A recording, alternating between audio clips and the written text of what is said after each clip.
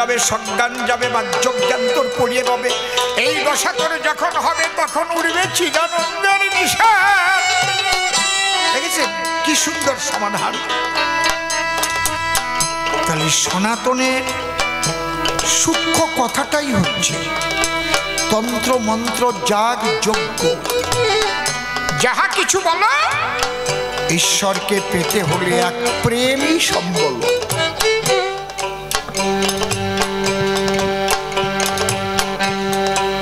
এই প্রেম ভক্তি ছাড়া ঈশ্বরকে ধরা কারো সম্ভব নয় নয় নয়। যারা মা কালীর পূজা করে, যদি ভাবে আমি চণ্ডী পড়ে বিরাট একটা পূজা করলাম, যা দেবী সর্বভূতেষু শক্তিরূপেণ সংস্থিতা নমস্তস্যৈ নমস্তস্যৈ নমস্তস্যৈ নমো নমঃ, যা দেবী সর্বভূতেষু মাতৃরূপেণ সংস্থিতা নমস্তস্যৈ নমস্তস্যৈ নমস্তস্যৈ নমো নমঃ। কোটি কোটি জনম যদি চণ্ডীর শ্লোক পাঠ করে পূজা পার্বণ করে, মা কালী কোনোদিন তারে দেখা দেবে না। দেখা দেবে কবে? যেদিন এই শ্লোক বলার তার ক্ষমতাও থাকবে না, প্রেমে ডুবে যাবে। মা মা দেখা দে, মা ও মা মা মা মা দেখা দে।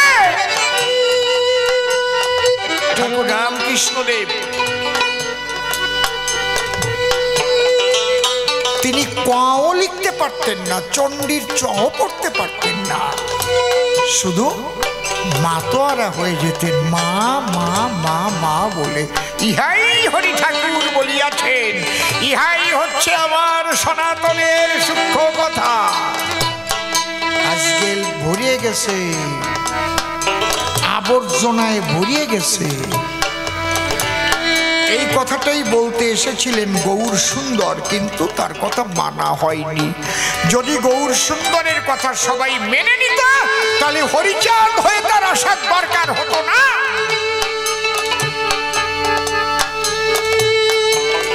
সেই পরিশুদ্ধ প্রেমের মতের ভিতরে ব্যভিচার প্রবেশ করল। ব্যভিচার নিজের স্ত্রীকে ছেড়ে পরের নারী গ্রহণ করে আশ্রয় পাত্রী নিয়ে বলছে ভজন। ওটা একটা ভজন আছে, সে বামাচারী ভজন, অত সোজা না। দুইজনই প্রকৃতি স্বভাব নিতে হবে, এক পুরুষ কৃষ্ণকে ভাবতে হবে, এত সোজা নাকি? প্রকৃতি হইয়া করে প্রকৃতি সম্ভাষণ, প্রভু কহে না হেরিব তাহারি বদন।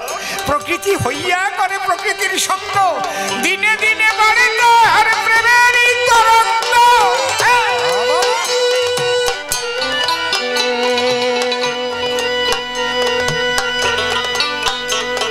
এই যে ব্যভিচার তত্ত্ব একটা, কিন্তু আমি ওই তত্ত্বটাকে বহির্জগতে দেখাচ্ছি একরকম, আমি করছি একরকম। হবে না? হ্যাঁ, হবে কি?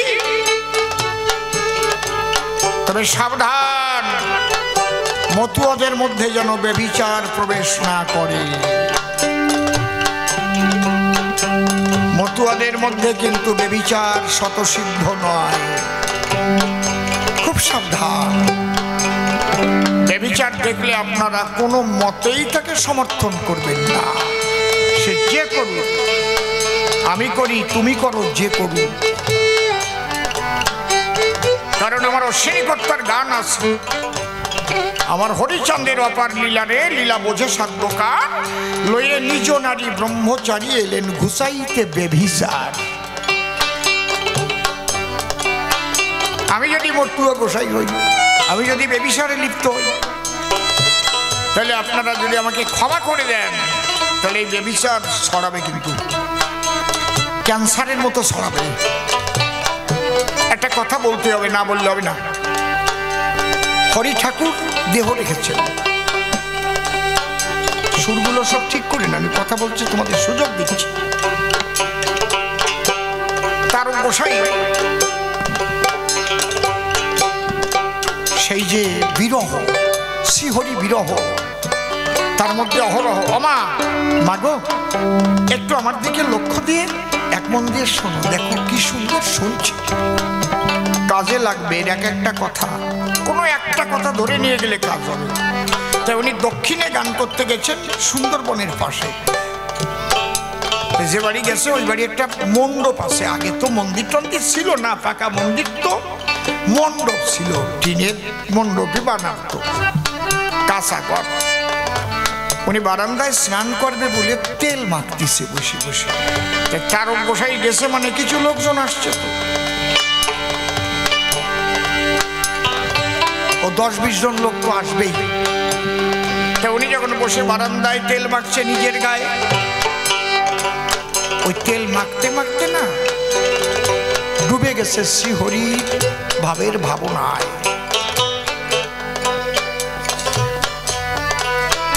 মন যদি হাতের সঙ্গে যুক্ত না থাকে তাহলে হাতে কি তেল মাখতে পারে? ওই তেলের বাটি উপরে হাত, কিন্তু মন শ্রীহরির শ্রীপাদ পদ্মে চলে গেছে। বুঝতে পারছেন কথাটা কি বলছি?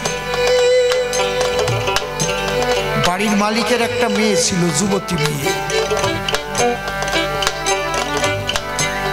লোকজন বসা আছে, মালিক এসে বলছে আমা গোসাই রে তুমি একটু তেলটা মেখে দাও। গোসাই বসে আছে, ওই যুবতী মেয়ে তেল নিয়ে যখন গায়ে মাখছে, 2-3 বার মাখার পরেই তার গোসাই ধ্যান ভেঙে গেছে। মা তুমি আমার গায়ে তেল মাখলে কেন? বলে বাবা বলেছে। যাও মা। ঘটনা এখানে ঘটলো। তার গোসাই প্রতি গান করিয়ে ওরাকান্দি যেতেন। প্রতি গানের থেকে কিছু ঠাকুর সেবার তরে ওরাকান্দি যেতেন, দিতে পার্শ্বিকে করে দিতেন গান প্রতি, পালা প্রতি। টাকা আসলে বান্ধিয়ে ওরাকান্দি আসছে। গুরুচাঁদ কিন্তু রাস্তার পাশে দাঁড়ায় রয়েছে লাঠি নিয়ে। যখন ওরাকান্দির সীমানায় ঢুকবে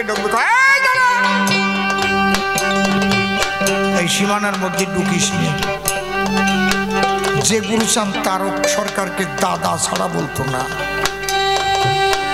সেই গুরুচাঁদ আজকে সিংহ বিক্রম দিয়ে বলছে। তারক গোসাই করো জোরে বলছে আমার কি দোষ? কি দোষ বোঝো না? কবি গান গাইতে গিয়ে পরে যুবতী মেয়ে দিয়ে তেল মাখা।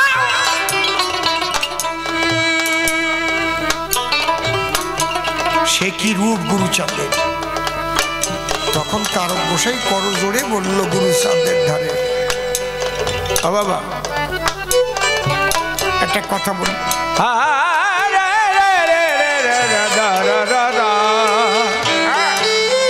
রাগটা ঠ্যাং ভাঙিয়ে ফেলিস না, মাথা ছিঁড়ে ফেলিস না, ঠিক মতো বাজা। হ্যাঁ, চোখ কানা হয়ে যায়, ঠ্যাং ভেঙে যায়, ঠিক মতো বাজা। একটা রাগ তার চলন বলন আছে, আরোহ নবরহ স্থায়ী।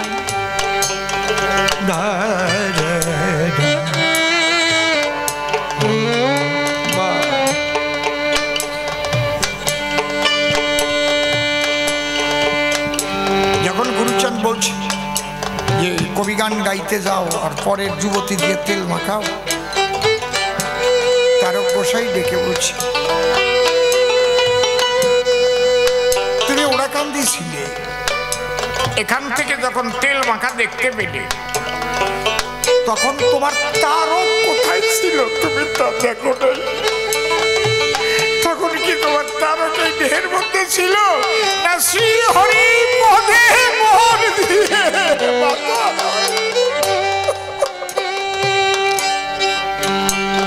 গুরুচাঁদ কয় আমি অত ভাবের কথা শুনতে চাই না। তাহলে আমার অপরাধ খণ্ডন হবে কিসে? বাবা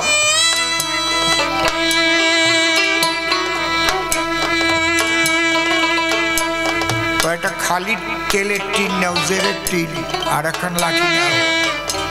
সাত হাটে যাবা, বড় বড় হাটে গিয়ে দাঁড়াইয়া হাটের মধ্যে ঢেরা দেবার কবা, ও ভাই শোনো, আমার ওরাকান্দি জায়গা নাই, কারণ আমি কবি গান গাইতে গিয়া বাড়িওয়ালার যুবতী মাইয়া তারে দিয়ে তেল মাখাই ছোট, সেই অপরাধে আমারে গুরুচাঁদ বর্জন করিস।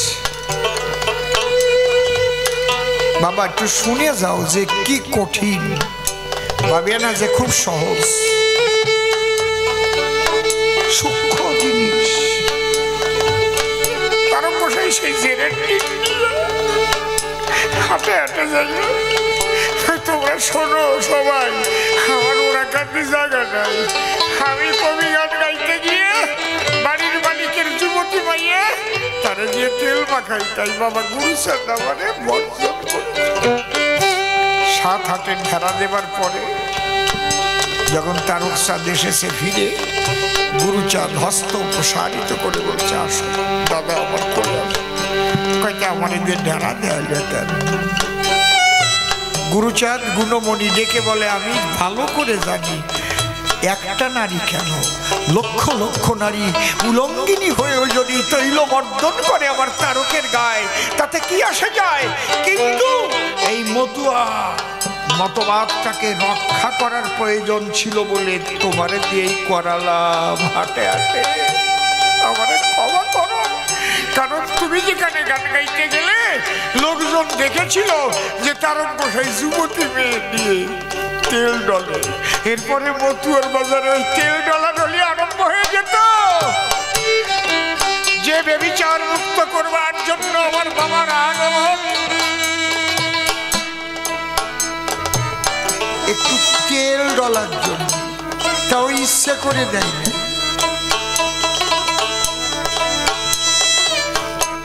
আজকে কালকে তো আমরা অর্জুনের বাড়ি পৌঁছাইছি, মানে ভোর 5টা।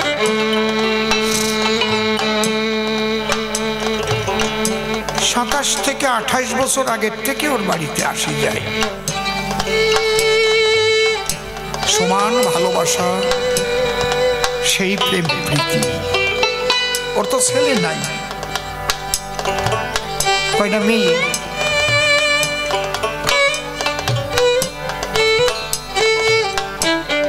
মা বলতেছে আমার সব মায়েরা ফোন করে করে খবর নিচ্ছে, আমরা একটু দেখতে পারলাম না।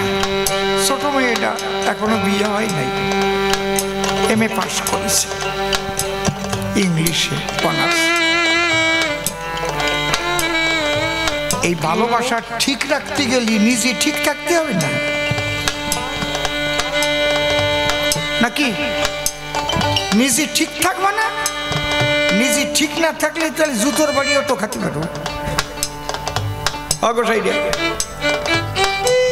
এই জন্য ভবা পাগলা বলে গেছিল, শালা চোখ কানা ভালো, দিক কানা ভালো না, 1 চোখ কেন 2 চোখ কানা হয়ে যাক, তাতে অসুবিধা হবে না, কিন্তু এমন কাজ করিস না যে কাজ করলে ওই গ্রামে আর যেতে পারবো না, ওই বিকার হতে পারবো না, এই কাজ করিস না।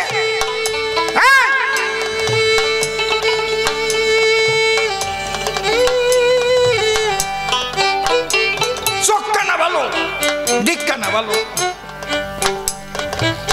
শুধু শুধু হরি ঠাকুরের আসার দরকার ছিল না রে।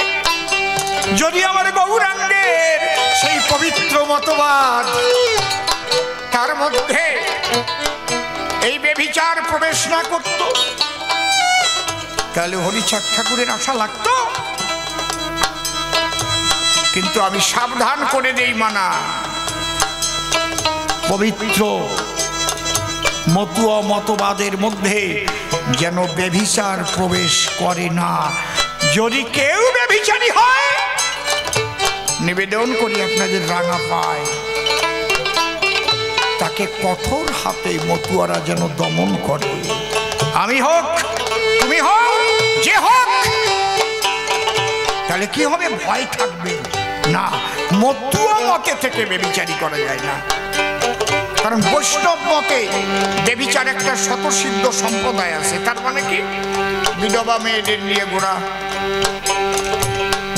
ওর একটা মতবাদ বানাই নিয়েছে, আমাদের এই মত আছে না, শাখাও নাই, সিন্দুরও নাই, আবার ইন্দুরির কাজ বন্ধ হয় নাই।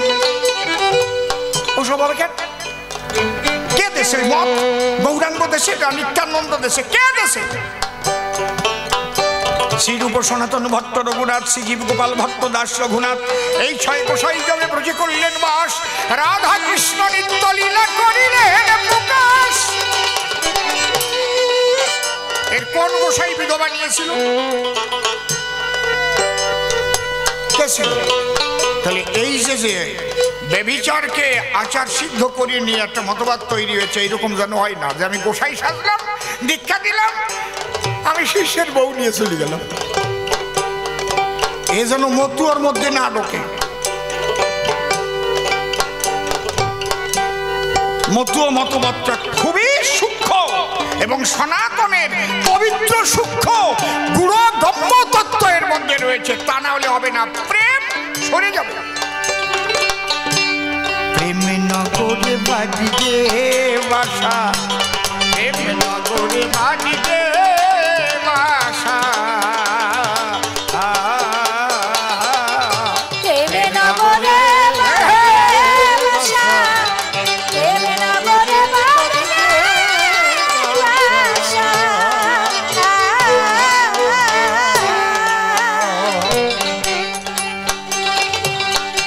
সেই প্রেমিকী রাজার রাজ্যে যাবি, প্রেম প্রতিমা দেখতে পাবি,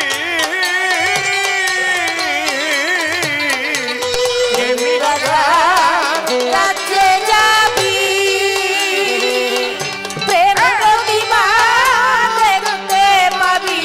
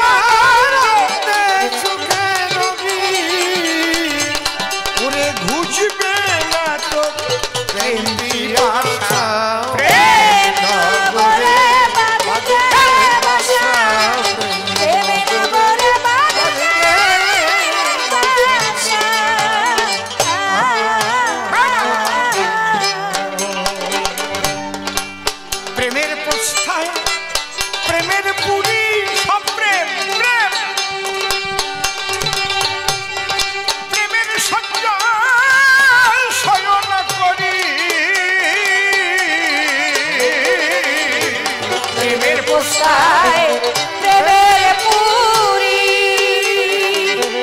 প্রেমের পুরী,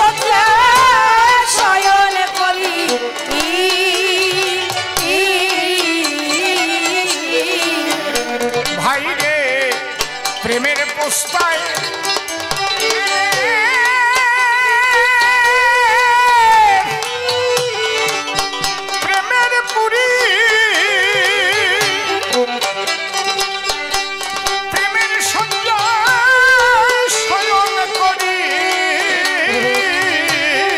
প্রেমের পোস্তায় প্রেমের পুরী,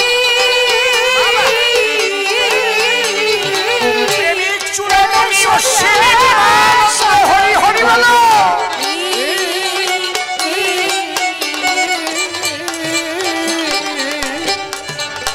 প্রেমিক গুরুর সঙ্গ ধরি, আর প্রেমিক গুরু ধরি, কামুক গুরু না,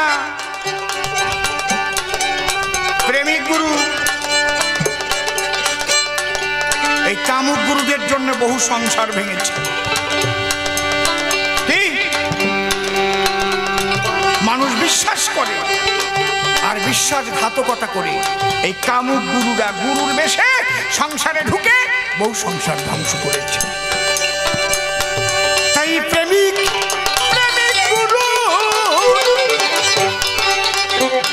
বাবা বাবা প্রেমিক গুরুর সঙ্গ ধরি, প্রেমিক গুরুর সঙ্গ ধরি, মরণে মন বাসা প্রেম নগরে বাঁধে বাসা প্রেম নগরে বাঁধে বাসা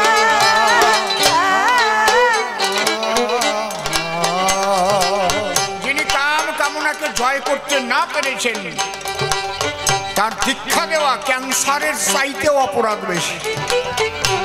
সে নিজেও মরে, মানুষকেও মারে। কথাটা বুঝলেন কি বলছি?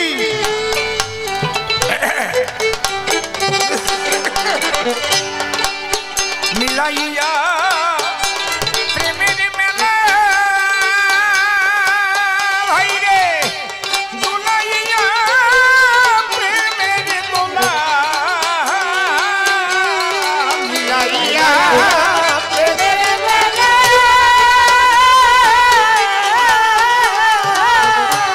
দোলাইয়া প্রেমের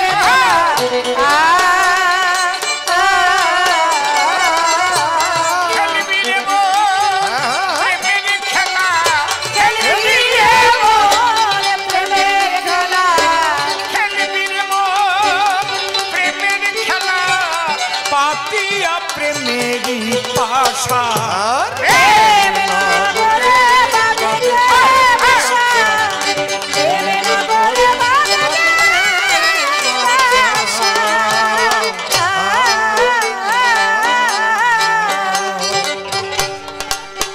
দাঁড়াইয়ে সেই প্রেমের তীরে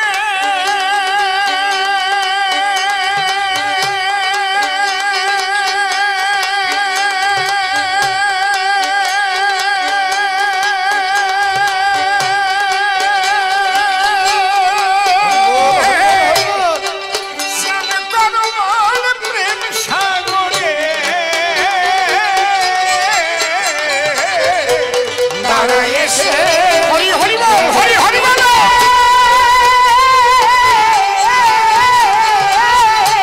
স্নান করো মোর প্রেম সাগরে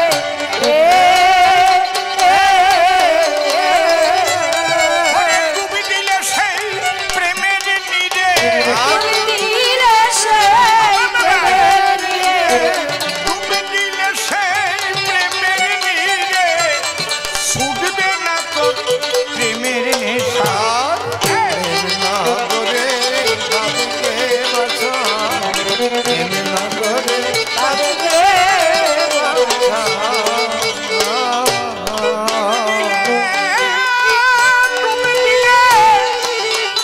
ডুবি দিলে সেই প্রেমের নীরে ডুবি দিলে সেই প্রেমের নীরে ঘটবে রে তোর প্রেমের দশা প্রেম নগরে বাঁধে বাসা প্রেম নগরে বাঁধে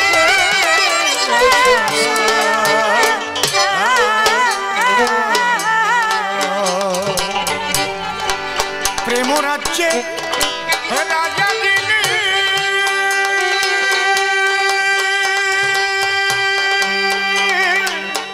আমার হরিচন্দ্র প্রেম শিরোমণি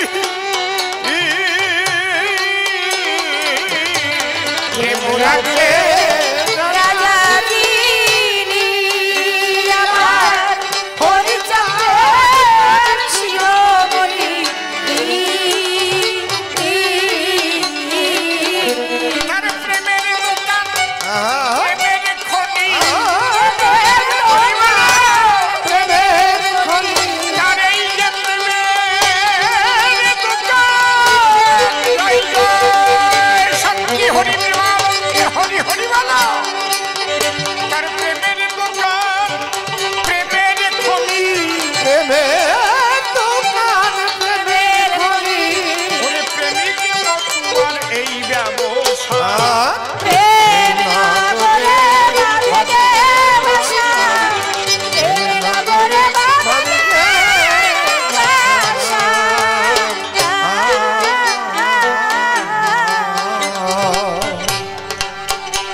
প্রেমিক মহা নন্দ বলে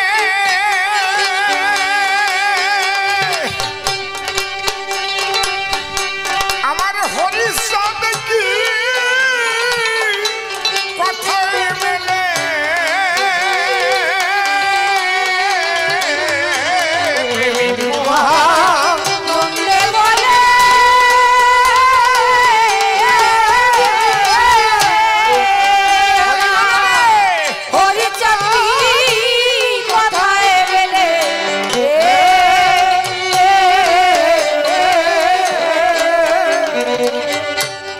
আমাকে ক্ষমা করবেন, প্রভুপাদ অশ্বিনী গোসাই যেন ক্ষমা করেন। উনি যে পদটা শেষে লিখেছেন, আমি কোনোদিন কিন্তু এই শেষের ওই পদটা আমি গাই না, কারণ অশ্বিনী কর্তা প্রেম ভক্তি নাশায় আমার দ্বারা বলা সম্ভব না। অশ্বিনী গোসাই যদি হরিপ্রেম না থাকে, প্রেম নাশা হয়, তাহলে পৃথিবীতে প্রেম বলে আর কেউ কোনোদিন থাকবেও না, ছিল।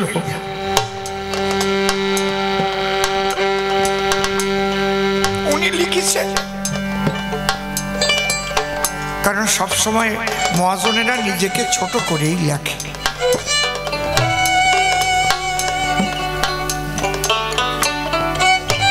এই জন্য ওই জায়গাটা কিন্তু আমি কখন ওনার ওই লেখা ওই শব্দ আমি ব্যবহার করি না, আপনারা যেন কেউ ব্যথা পাবেন। আপনারা একটু মন দিয়ে ভাবি দেখেন যে এটি বলা যায় কিনা, বলা যায়।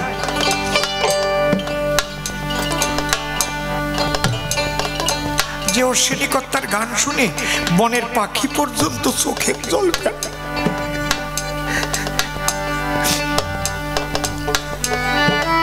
যে অশ্বিনী কর্তার চরণ পাবার জন্য স্বয়ং বা গঙ্গা পর্যন্ত ভাসে ওঠে তার চরণ মাথায়। এই অশ্বিনী কর্তার তার মোটার বাড়ি গরু রাখত,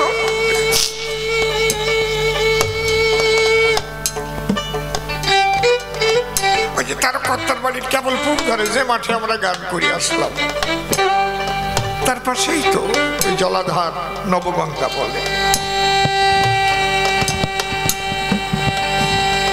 গরু নিয়ে মাঠে যায়, আরো রাখালরা থাকে,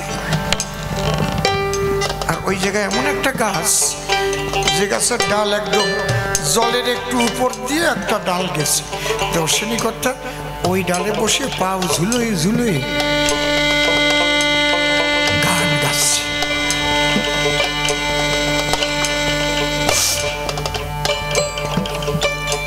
আর স্বয়ং মা গঙ্গা অশ্বিনী কর্তার পা ওই জলে ছুটছে, একবার উঠছে, জলে একটু ঢেউ খেলছে, পা ঠিক ওই সুদা গঙ্গা এসে ভেসে অশ্বিনী কর্তার চরণ মাথায় করে আসে। এখন হঠাৎ যারা গরু রাখতেছে ওরা দেখে, মকর বাহিনী তো, মকর খানিকটা কুমিরের মতো তো, ওরা দৌড়ে গেছে তার কর্তার কাছে। তার কর্তা তাড়াতাড়ি আসেন, কি আপনার ওই রাখালকে কুমিরে খেয়ে ফেললো। তার গোসাই এসে দেখে, এ কি,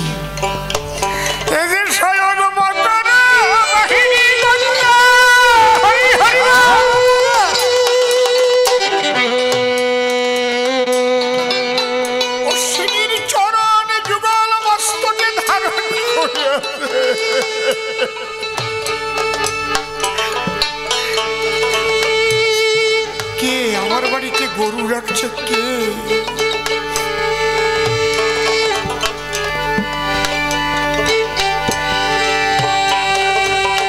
এই অশ্বিনী গোসাই কি প্রেম ভক্তি নাশা হতে পারে? পাগল তুমি কি কও, হতে পারে? আমার অশ্বিনী কথা আমি ওই একটু পথ পাল্টাই খাই। ওরে প্রেমিক মহা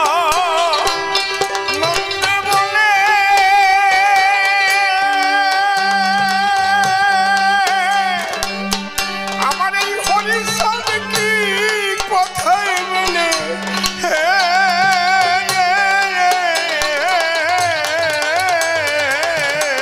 প্রেমিক মহা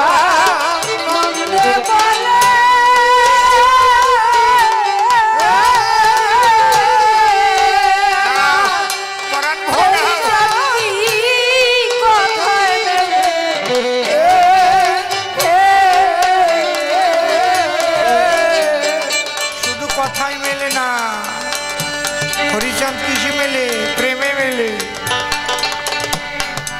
আমি খুব ভালো বক্তৃতা দিতে পারলাম, ভালো গান গাইতে পারলাম, খুব পাণ্ডিত্য আছে, হবে না। যে লোকটা হয়তো কথাই বলতে অক্ষর লেখাপড়াও জানে না, সেই লোকটা হরিণে পেয়ে গেল। কিসের দ্বারাই পেল? তার প্রেমের দ্বারা।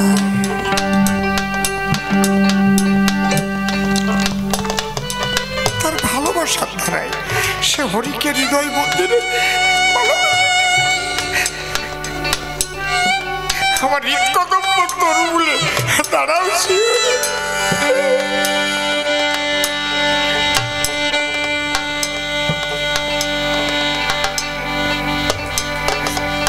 আমার এই উৎসবে বামে বসাবো প্রেম রূপা শ্রী রাই কিশোর। কি জানে হৃদকদম্ব তরু সে এক অক্ষর লেখাপড়া জানে না, সে পণ্ডিত না, বক্তব্য দিতে পারে না, কিন্তু সে প্রেমের দ্বারা হরি পেয়ে গেল।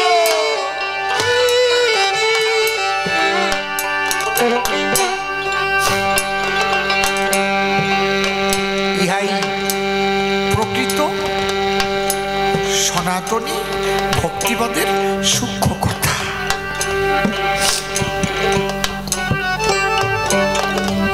সে তো গামছা পরেই থাকে, মাথায় তেলও নেয় না,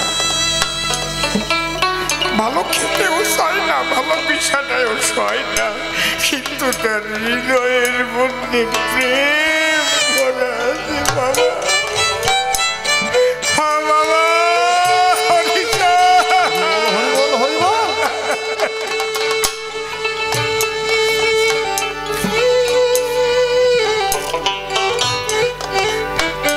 তার নাই কোনো পার্থিব ধনের বল, কিন্তু আছে তার চোখে জল।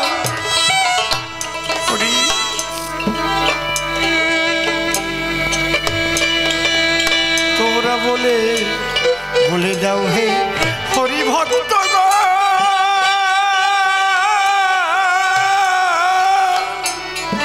কবে আমার এই তাপিত প্রাণ জুড়াবে।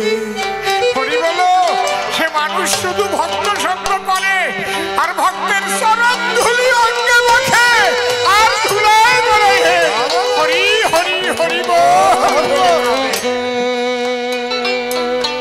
তাই প্রেমিক মহা নন্দে বলে আমার হরি চল কি কথায় বলে। প্রেমিক মহা